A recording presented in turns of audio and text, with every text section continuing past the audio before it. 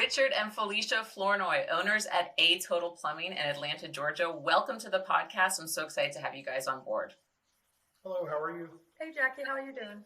I'm doing great. I am really excited to talk to both of you. So I'm going to kick off this podcast the same way I do every single one, which is ask you, how did you get into the trades? Richard, maybe you can start answering that question first. So my dad was a plumber, so every summer from the time I was 10 on, I went in the truck. My grandfather was a plumber. Almost every man in my family is a plumber, and a couple of women. And it's been really good to me and my family. So it's yeah. Nice. So family business, more or less. And Felicia, did Richard bring you into the trades, or did you have some trade background yourself? No, I didn't. I come from the restaurant industry. And funny story, me and Richard were working at Amazon back in '99. And we were working third shift. And he said he couldn't do that anymore. It was very difficult working third shift. And he wanted to go work at a plumbing company, but because of his driving record, he had too many speeding tickets.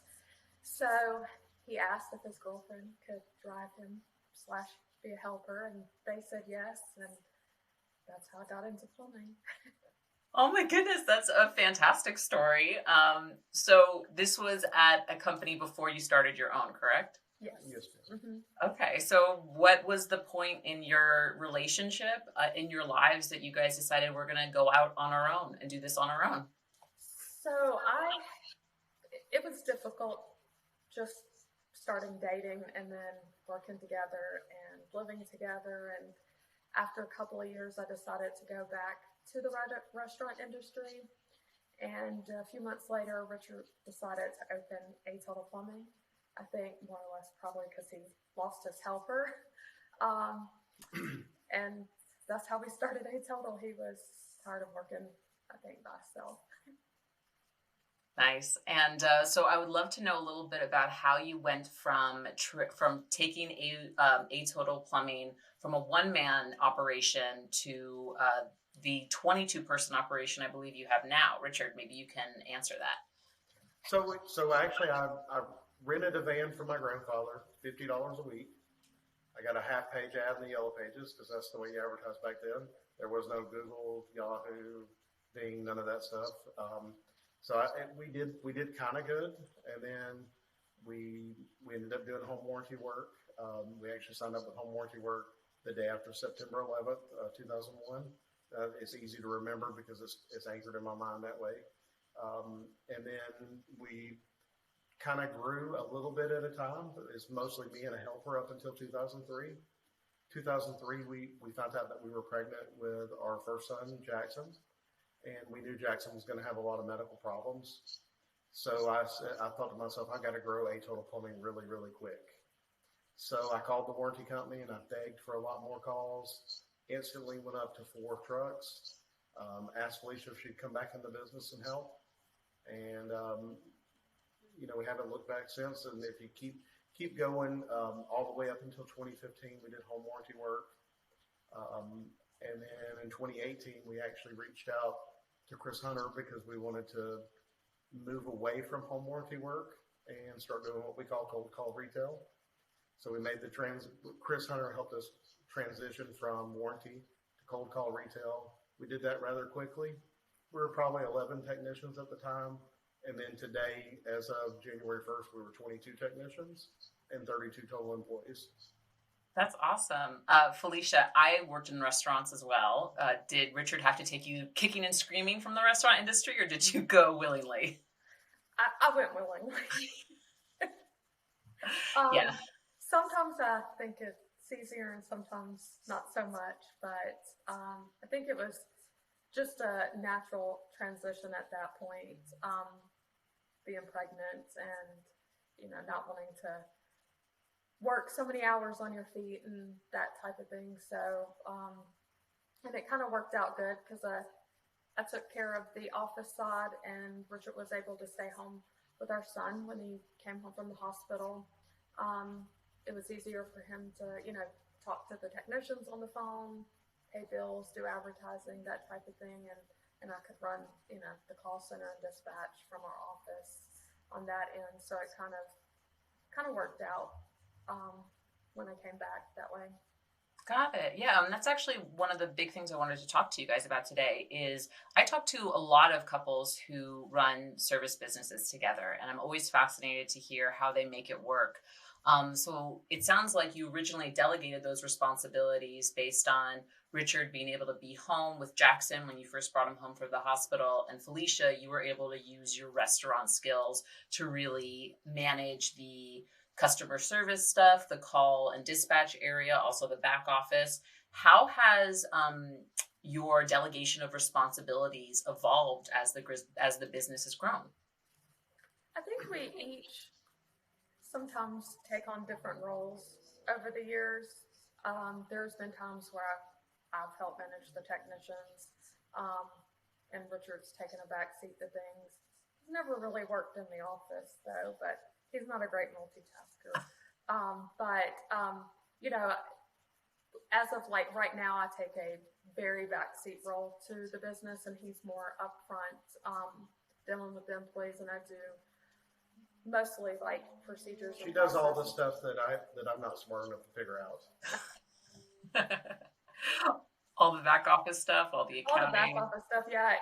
If they have a problem, he'll come to me and I'll try to figure out a solution. Or I just, with ServiceTitan, just onboarded for Payrolls Pro. So that took a minute to get all that ready to go and going live with that. So that's kind of where I'm at right now in the business, is doing the back end, so to speak. I'm not in front of my customers or my employees so much as Richard is now. But, I'd like to say something great about working together as a married couple.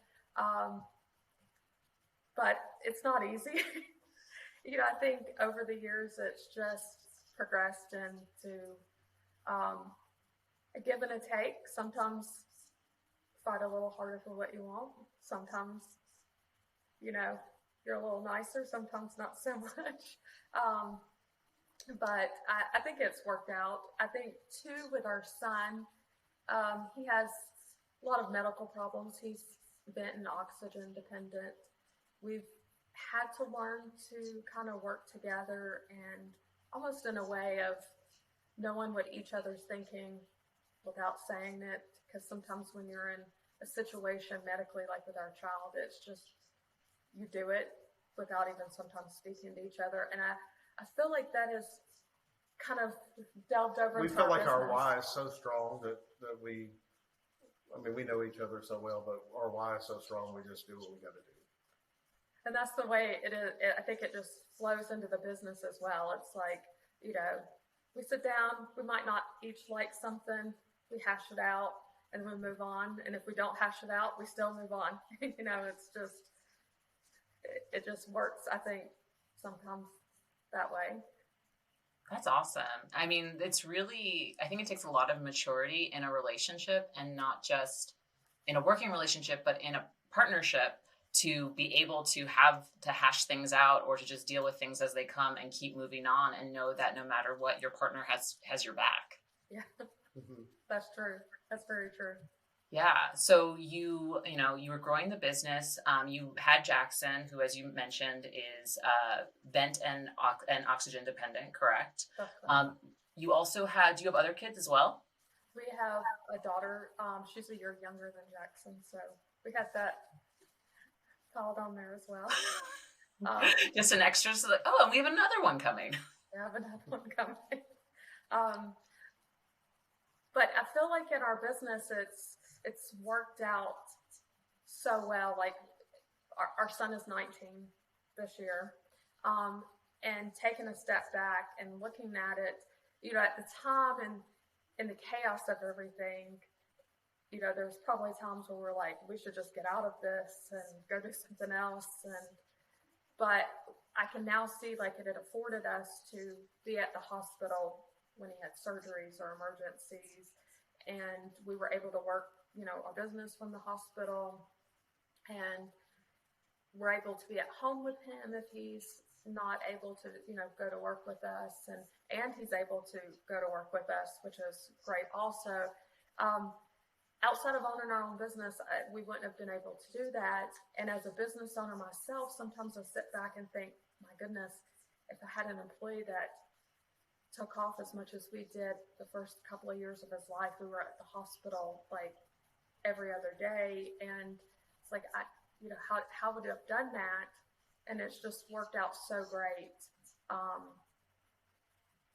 Being a business owner when you have a situation like that going on. And I also think because he lived in the hospital for the first year, the entire first year. Oh my goodness.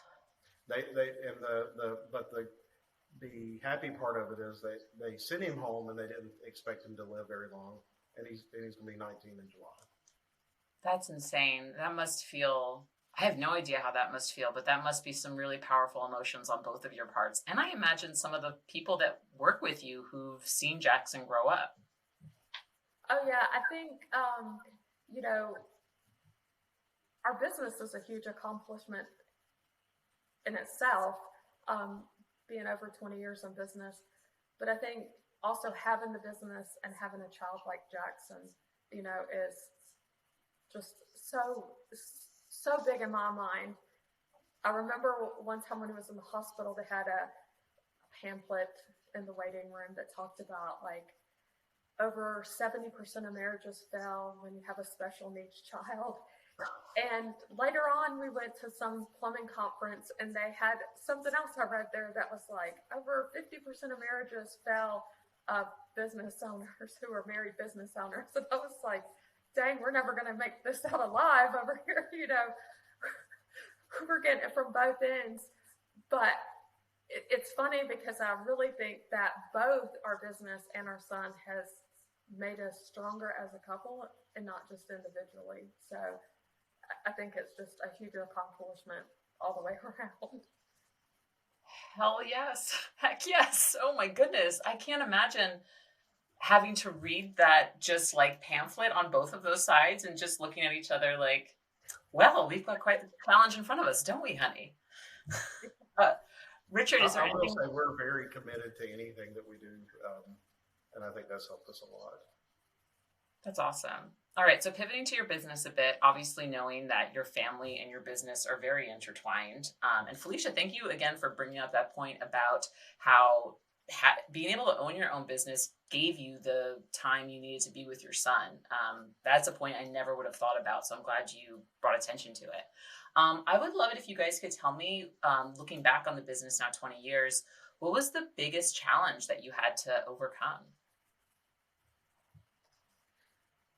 I think for me, it was a lot of fear. We had got very dependent on the home warranty company, and it became a little unstable, and it was very fearful to like step out. And when I was thinking about taking that step and putting money out there to start advertising and really trying to grow the business in a different way than what we had been doing for so long, I remember back in the early days that I was very fearful when Richard came home and was like, hey, I spent X number of dollars on a phone book ad. And I was like, oh, wow, are we going to eat tomorrow? And it's overcoming that fear of like the next step, or, is the business going to keep going? And I think at this point, I've moved past that fear, and I just, we just work right through it, and it's, And I was thinking the exact same thing. When we switched from home warranty to retail, we had 17 families that depended on us. And so it was pretty stressful. And every decision we make we always think about the team first and think about everybody that works with us rather than ourselves. Because if we take care of them, we're going to be taken care of automatically. And we prayed about it, and we came across that culture book that Chris Hunter had put out, and we reached out to Chris Hunter, and I'm not going to say he held our hand, but almost he literally held our hand step by step to transition us. And we, knock on wood, we've never been slow. That's awesome. And you mentioned Chris Hunter a couple of times. For anyone this is their first episode listening, Chris Hunter is now the director of customer relations at ServiceTitan, but he's also been a guest on this podcast a couple of times. But he was the owner of Hunter SuperTex, which sold to Turnpoint Services. He's a big champion in the trades. Was it Chris, Richard, who convinced you guys to go to cold call retail, or was that something that you had been thinking about for a while? He pretty much told us if we didn't go to cold call retail, we'd be out of business. So wasn't too much convincing. I think though we're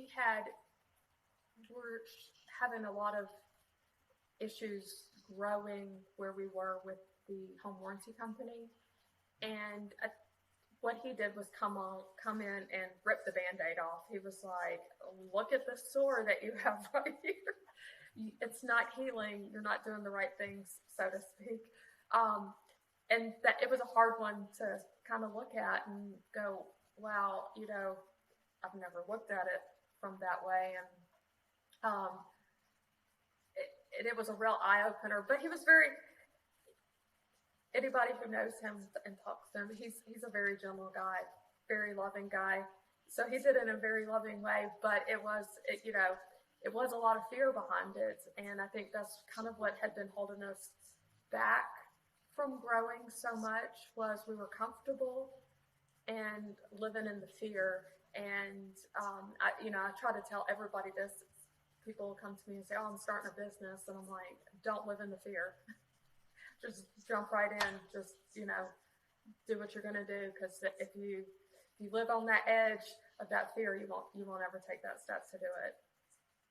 That's fantastic advice. So, Richard, you mentioned that 17 families were dependent on you guys at that time when you made the switch. What did you guys do for your team members to assure them, like, we're making this big change and we want you guys to come on board with us and help us succeed? What was that process like? So we shared the plan with them. We're very open with everybody. I mean, we share the books. That's something I would recommend to anybody. Open book management. Share your numbers. Share your plan. Share your vision. And they came along for the ride. And we have several team members that've been here more than 10 years. One of them going on 17 years. That's awesome. That's really great. Felicia, because you were also focusing on removing your fear barriers, did you have any heart-to-hearts with folks, or did you have any strategy that you were trying to implement as you guys were making that change? No, I think they were about to probably have a party when we told them that we were moving away from the home warranty work. The ones that have been here the longest, that worked some years with us through the home warranty, I think they were very excited. And I think if you spoke to any of them today, they would say that their workload is less and their paycheck is more, and they couldn't be happier with the switch. I think they probably convinced us more than we had to convince them with this. But that again, it was a fear that some of them wouldn't want to stay if we made that jump. But they did. A lot of them did. You just mentioned you have someone who's been with you for 17 years. In the realm of today, labor crisis, the labor shortage in the trades, that's incredible. So this past year, you guys hit your goal of having 22. Was it employees or technicians by 2021, Richard? Technicians. So you hit 22 technicians by the end of 2021. You have 32 employees now. How do you guys retain your team and attract new members? Because I know your goal is to hit 34 by the end of 2022. Well, I would like to tell you something magical, but I really don't know at this point. Some of it is a give and a take. Now, I will tell you that we have shifted our focus a lot on the company culture, trying to make that work-life balance a little better for the technicians. A technician is a lot harder of a job to have that work-life balance. A plumbing problem happens, at all hours of the night, but we really have shifted a focus for that. And I know Richard has some exciting news that we So, just so did. we hired our first dream manager. He actually starts Monday. And you know, So tell her what a dream manager so it's is. based off the book, The Dream Manager, and his job is going to be basically to come in and make this the best place for everybody to work. And of course he's going to recruit, and he's going to focus on employee retention, parties, and anything they want. Dream manager. That is a new term on the Toolbox for the Trades podcast. You're gonna have to tell me more. So there's a book called The Dream Manager. There is, and a lot of contractors have read it. Okay. But sometimes if we just automatically give our employees what we think they want, most of the time it's not what they want. And so his job is going to be to figure out what exactly would make them happier working here. So there'll be a lot of research involved in it. Yeah, we realized, we have such significant roles. Richard, not only is he working with the technicians and the CSRs and dispatchers, he's also doing marketing, whereas I'm doing HR and payroll and that. We realized that we are missing some key components. We need somebody to do that employee relations and give them the fun side of the business, the get-togethers and the parties and fun meetings and stuff. And it's like, we kept thinking, where do we put that in our time and, try to fit that all in. And Richard read this book and was like, I'm going to look for a marketing manager, but I'm calling him a dream manager. And I was like, that works for me. It'll be a dream for me if it's not one more thing on my plate. So, I think that, we realized that we needed to have somebody there that could focus just on them and helping them to feel more like at home at work and, not. And to help us achieve that work-life balance. Mm-hmm. If we want it for us, we want it for the people that work with us. So we want to help them achieve that as well. That's awesome. I think work-life balance is something that's so important to businesses nowadays.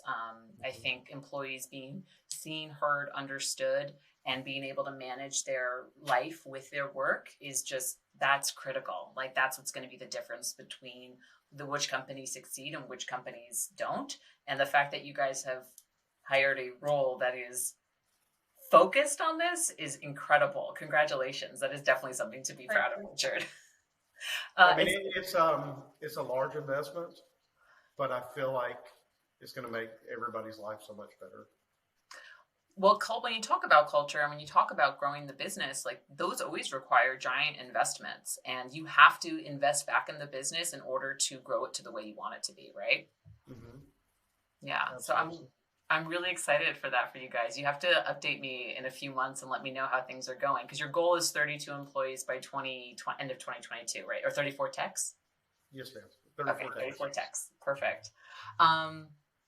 Now, when we were first talking, you guys actually told me that you hadn't developed the role of maintenance tech until recently, because you uncovered some data that informed like, oh, hey, we could really develop this department.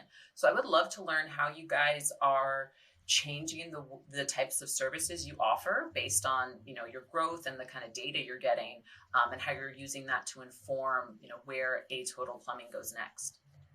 Well, with our service agreements, it was very lacking. It was just something probably most companies are like, hey, everybody has this, let's get one. And then we kind of didn't do much anything with it. And we had a coach who came in and looked at some stuff, told us to look at some stuff. And he was like, you have something here.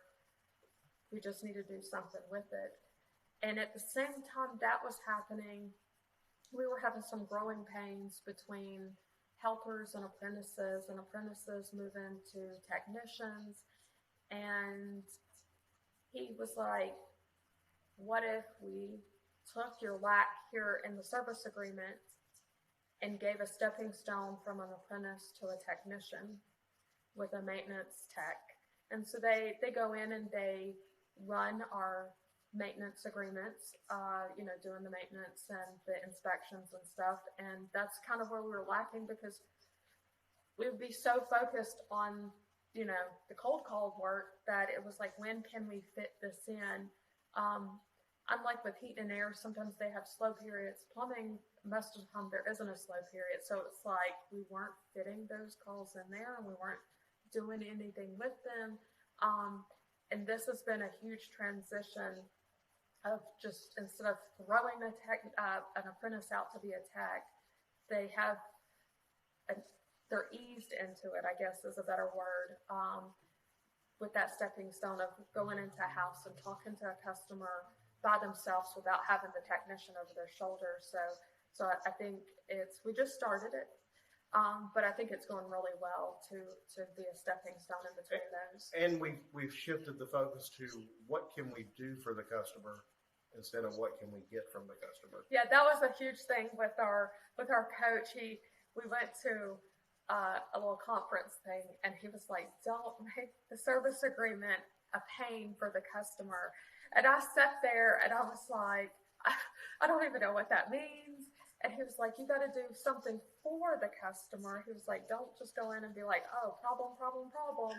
And so it was a huge focus we had at the end of last year on really trying to make the service agreement for the customer.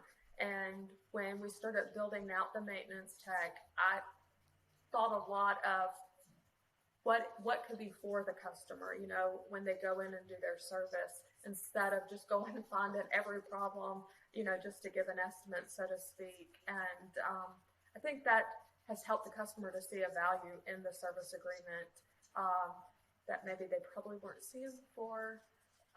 We were lacking on our side doing something. So now that, I feel like they're really getting the service out of it, instead of us creating that pain, so to speak, for them. That's brilliant. I love two things you just said. I want to recap. I love providing that stepping stone for your plumbing apprentices so they can really familiarize themselves with maintenance work. And I just love that, mental shift of, instead of what can we get from the customer, what can we do from the customer? Again, like these sound, when we talk about them in these conversations, it sounds so like duh, but when you're actually in the thick of it, when you're running your business, you don't really think of it that way. No, what coach do you use? What coach? Who do you use? Blue Collar Success Group, Chris Crew and Jeremy. Oh, Chris is great. Yes, we love Chris. Chris is and awesome. Jeremy's great too. He's the one who Chris is the one who told us it was a pain for the customer. And Jeremy South, he's the one who really helped us hash out the maintenance tech and to get that rolling. But I want to say that when you're just starting off in a business, get yourself a coach. They're not cheap, but Chris Hunter was our first coach, and it has done wonders for us. When we first got with Chris Hunter, he was like, "You need to start training your people," and we were like, "Oh gosh, we can't bring them in the office to train. That's crazy. We don't have time for that." Now we train all the time. Like, it is probably a mantra in our business: train, train, train. Everybody's training. We train. They have to come to the office twice a week, sometimes 3 times a week for training. They do training over the computer, but we have vendors come in and they say, "I've never seen a company that every time I walk in, y'all are doing some type of training." But without the coach there, we probably wouldn't have never done it. I'm going to make a prediction that when this podcast airs, you may get some people reaching out to ask you about the details of your training program, or if they can visit your shop. So giving you the heads up there. I agree with you 100% on the coaching. I've never run a service business, but in all the talking I've done with owners, they're like, it just totally changes your perspective.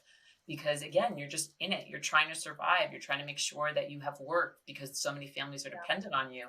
And it's just so helpful to have that extra set of eyes on the numbers, on the way you're doing things, to provide objective feedback, right? Yeah, I call it a springboard. I'm able to tell you, does this idea sound right? Or they're able to, like Jeremy did with the maintenance tech, say, "Hey, you have something here. Let's sit down and figure out a solution to this." Because like you said, sometimes you're in the thick of it and you can't see the meadow on the other side of it. It's just right there, without somebody helping you go, you're almost there. Just keep going. So that it's great to have somebody on the outside kind of looking in and helping you see that path that you can't see from where you're at right now. I love that. I did a little Googling on you guys before the podcast, and I saw that you guys have an amazing reputation. You guys have over 1,000 Google reviews and 4.8 stars. So I would love to learn a little bit more about how you guys treat your customers and how you maintain that great reputation. So we really deliver the ultimate client experience. Everything is about customer service. We make sure that from the telephones to the service that everybody is focused on serving the customer. Because if you make it about the customer, then everything else falls in place. Yeah, 100%. So no secret. Just treat people the way you want to be treated, and make sure you do a thorough job. And I'm not gonna lie, I'm not. Sometimes I think the reason I'm in the back is I'm not always that as nice as Richard is. You know, I'm very by the book. Like, our invoice says this is our warranty period, and Richard's like, no, let's step back and look at this. And I think that's we're a very core value driven company, and so a lot of times, instead of, they always say there's 3 rungs of companies. There's the bottom rung is this legal? Is the middle rung, is this ethical? And the top rung is, does this align with our core values? And we tend to make most decisions, or almost all decisions, based upon our core values. I love that. And I think that's helped with our reviews and just the customer service that we provide. Because sometimes I'm too, like, by the book of things, and he's like, I understand it's 6 months outside of the warranty period, but I think this is probably the right thing to do. And it usually is. I don't like to always say that he's right about things, but, most of the time it is. And, the next thing I know, I'll be like, don't do that. And then we get a 5-star review from the person. So it's like, okay, I was wrong about that. But I think that's a huge thing is, I think sometimes they don't expect that, when they look at the invoice and they say, oh, you have, a year warranty and it's been 2 years. I think a lot of them are upset. And then we get some of those good reviews because we have done more than what isn't, stated on our invoice, and just that extra step of stuff. That's awesome. And I won't hold it against you for being by the book, Felicia. That is just your years of restaurant experience. And I can confirm I have it as well. So no, it says this. So I'll not hold that against you. And that's what I imagine one of the many things that makes you guys such a great team. Richard, real quick, what are your core values? Or Felicia, both of you can answer, obviously. So they are do the right thing, win together, grow together. What's the third one, Felicia? You're putting me on the spot. I have them over here. We have, I can't see them. We have win together, grow together, do the right thing. I'm so sorry. If you take a moment and step out if you want to, we can pour it out. Yeah. I do think it's always very funny. I mean, I've been a ServiceTitan for 4.5 years, and I always forget one of them. Like, I just always forget one of them. So that's why they reinforce it all the time. Pretty much do the right thing covers almost everything, but and you're the pro is the third one. So you're the pro, hunger for excellence. And there's And what was you're the pro, hunger for okay, do the right thing.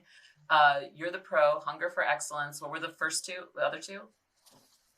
The other one is stay humble and hustle hard. I love it. I love all of them. And I love the vulnerability of being like, let's just check real quick to make sure we know that. That's great. I think those are all great values to live by. So well, we have them posted everywhere, not where we're sitting dead in front of me, but in each room we have them posted so that way, and we have them on our phones, and we send them out to the technicians all the time. And anytime that they have a dilemma, Richard will be like, which core value can we learn from this, or can we, pull from this to see how we can help this situation. So we do try to put them everywhere. I should memorize them, but I have the You I got have a the lot of worst things on your memory at plate, this point. Felicia. It's fine. So I want to talk to you guys about a couple more things. Mainly is that you just made an employee, Chad Chapman, a partner in the business, which I'm sure other folks listening have maybe considered that. So I would love if you guys could tell me about that process and what made you do it. So Chad actually is the one that's been with us 17 years. He was actually 17 when he started. Oh my goodness. He started out as a part-time dispatcher. Then we ended up moving the office, and he said it's too far for me to work for this to be a part-time dispatcher. So we made him an apprentice. Then he became a technician, then a journeyman plumber, then the service manager, and now he's the vice president. And I will tell you that it's probably the best thing we've done, and was long overdue. Without him, our business wouldn't be what it is today. He's really helped us build it from way back to the warranty days. And he works so hard, and he deserves everything that he's gotten. He hasn't let me rephrase that. He's amazing. I think he's a stepping stone between us and the technicians. Because sometimes, they see you as the boss, and maybe when there's a problem, they don't always want to approach you with it. And Chad's just a very lovable,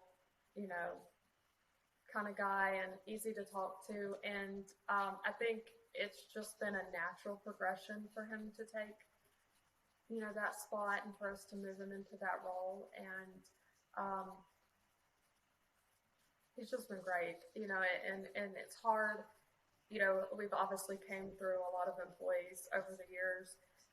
He's very loyal, very honest, very upfront with things. So for us, it was a no-brainer.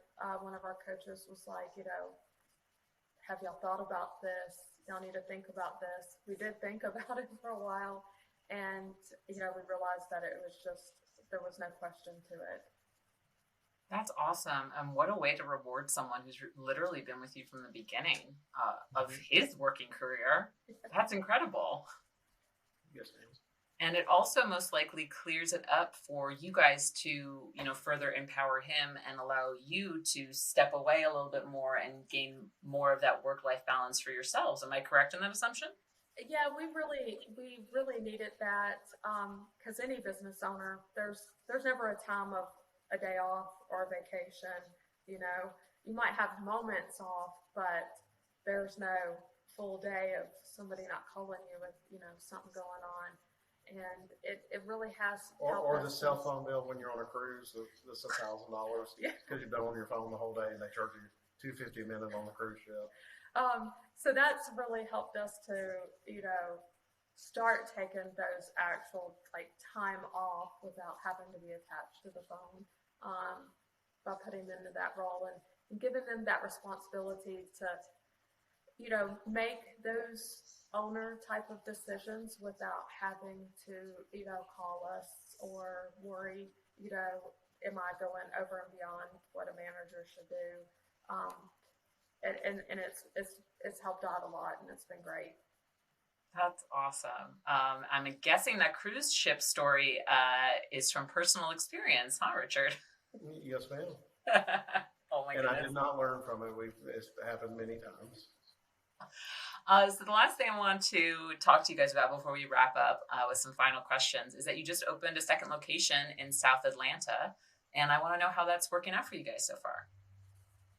So we actually originally started in South Atlanta. So we have a pretty large customer base down there. And employee base. Chad lives there, and we had several employees that live there. So it was a no-brainer to open up back down there. And then it's actually our third most profitable zip code. It's not by design, but we do really well down there. And the goal is to probably try to grow that location to get to the 34 technicians. Nice. So I know we're going for 34 in 2022, but I would love to learn what other things you have on the horizon. What are some other goals you guys have in place? I mean, we want to be the most dominant company in our market. So it's a pretty tall thing. Atlanta's pretty big. So I don't know where that takes us, but we do have it mapped out for next year. That's awesome. My goal is just to get in a bigger office. I did forget to mention something. Felicia is also a licensed master plumber. Oh my goodness. Yeah. So Felicia, can I tell you how happy this makes me? Because you will be the second female master plumber on this season. That is awesome. Who's the other master plumber? Her name is Jessie Canizaro, and she's from Waukesha, Wisconsin. So she's on the other side of the. Yeah, she's on the other side. I'm gonna have to find that one. We did our research and we listened to a few of your podcasts before we did this. Thank you. So real quick before we go into the final questions, what's it like being a master plumber, Felicia? It's very different. You know, I get asked a lot if I actually do the plumbing. I don't anymore. I used to. When me and Richard worked together, he really treated me like his apprentice. And I had to get down and do all the nasty, gross stuff. And if I have to, I'll do it. I have done it at our house a few times. But, you know, there are some perks to being an owner that he still goes out and helps them when there's a problem. But I don't have to do that anymore. So, but it is great. It's, you know, sometimes when he's not able, like he was sick last week, and so then I'm able to like step in and still have those conversations with them, and I think it's gave us security in our business as well, or with me anyway, that I know that if God forbid something was to happen with him, that I do have the ability to continue to do what I'm doing because I do have that knowledge and I do have that license, and so that's always given me a peace of mind, I think, too, as well. And sometimes to kick those boys in the butt when they think I don't know something. So I love that. All right, I just have two more questions for you guys. If you could go back in time and give yourselves one piece of advice from the early days of your company, what would it be? Train, and train some more. And get a coach. Got it. This is a new question I'm asking people for this season. If you had to choose a song to be the soundtrack of your life, what would it be? Okay, I had to think about this one, and we asked some family members, and it was almost like a consensus, and it's going to be funny, but Who Let the Dogs Out? Oh my God. Okay, I need some context there. We have 9 dogs. So, and we have 5 cats and 2 pigs, but there's no song with that. But it is a constant. Who let the dogs out in our house? When they're and when I'm calling Felicia on the phone, she's at home. She'll go, "Come on, guys, we got to go outside." Oh my goodness! So they range from Chihuahua all the way to Neapolitan Mastiff. So we have them all breeds, all sizes. I mean, I knew I liked you guys before we started this podcast, but now I like you even more. I love dogs. Do you guys just get a bunch of rescues, or what's the deal? 9 dogs sounds so like I will. So funny. there is a story, Felicia. I never thought I would ever want a Pomeranian, and I was thinking, why would anybody want a small dog? So Felicia found a blind and deaf Pomeranian.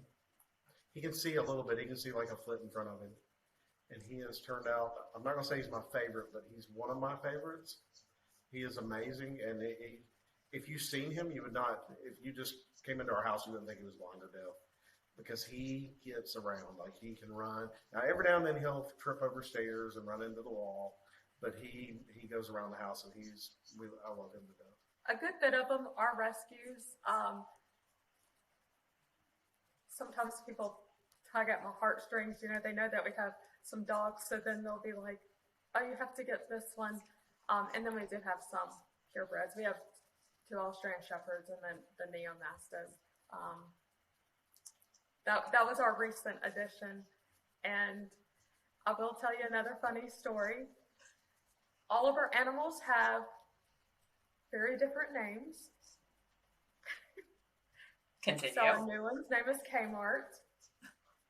And then we have Bucket and Broom, Lunch and Tamale, and Falcor and Riddick, and Beulah, and did I miss somebody? And Tamale and Ever. So they all have crazy names. I mean, I really like Bucket. Bucket's a personal favorite of mine. I love dogs with crazy names. Well, Bucket she's probably the nicest dog we have too. Yeah, she's an Australian Shepherd. She's the mother hen. She watches out for everybody. We did rescue a dog what did it say it was on the papers? Fulton County is a kill shelter, so she was going to be euthanized because she was too young. She still needed to be mothered. And so they have these rescues come in and try to like get them out really quick. And I don't know if the paperwork got mixed up in that rush to like rescue her, but she is some type of 3-pound terrier, and her paperwork though says a golden retriever. That's so funny. I'm assuming it got mixed up in that rush of trying to rescue her, but I have no idea what she really is. It does say golden retriever. Oh my goodness. That's Ever. That's Ever? Oh, who let the dogs out? Indeed. Yes. Richard, Felicia, I really enjoyed chatting with both of you today. Thank you so much for being guests on Toolbox for the Trades. And I can't wait to see what A Total Plumbing has in store next. Well, thank you for having us on. Thank you.